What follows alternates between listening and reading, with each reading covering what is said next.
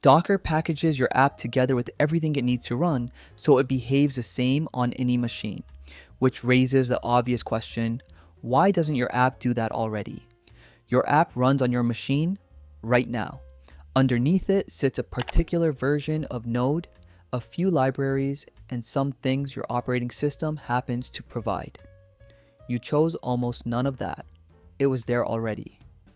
Now, send it to a server, just the app, because the app is a part you wrote. The server has its own versions of all of it and none of them are yours. So the thing that worked a second ago doesn't start. 3 moving parts fix this in one place they live. By the end, you'll read a 5-line file and know exactly what happens when it runs. So stop sending the app on its own and send the app plus everything underneath it sealed into a single unit. That unit is an image which Docker calls a template because it's read only. Once it's built, nobody can change it. And if you want it different, you build a new one. What's inside isn't just your code. It's the version of Node, the libraries, and the pieces of operating system your app leans on. All fixed in place because that's the moment it was sealed. And it isn't running because an image doesn't run. It just sits there, which is the single most important thing to understand about it. An image gets built from a file, and that file is just a list of steps, 5 lines here, each one putting something in. The first line starts you from somebody else's image, one that already has Node in it, so you're not building an operating system from scratch. The second picks the folder everything lives in, and the third copies your code into that. The fourth installs the libraries the app needs, and the last one sets the command that runs when this thing starts up.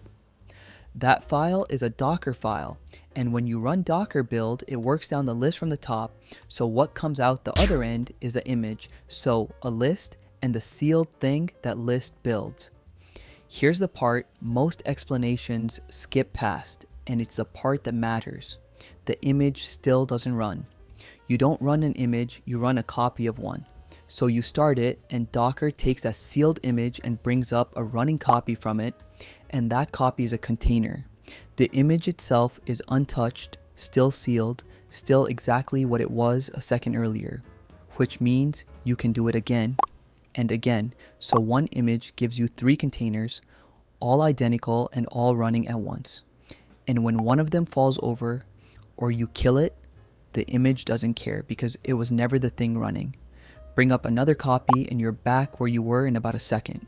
So the image is the thing you built, and the containers are the things that run. Now, if this sounds like a virtual machine, that's the most common wrong turn people take, and it's worth 10 seconds. A virtual machine carries an entire operating system with its own kernel underneath it, the part that talks to the hardware. That's why they're heavy and why they take a minute to boot. A container has no kernel of its own.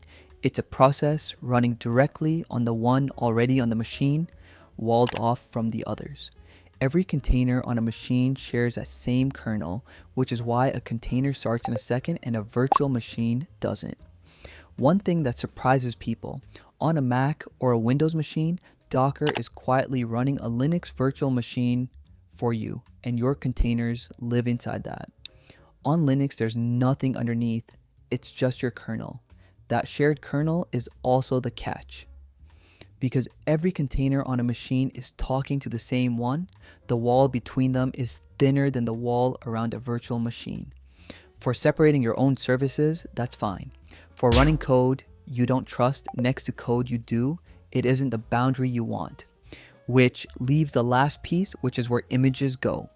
You push an image to a registry, and a registry is just a place images are stored so the other machines can pull them down, and Docker Hub is the public one everybody starts with. That's where the first line of that file was pulling from, and it's how the server gets your image without you sending anything by hand. So the server pulls it down, brings up a copy, and it runs with the same versions and the same libraries as your machine because all of it came sealed inside the image.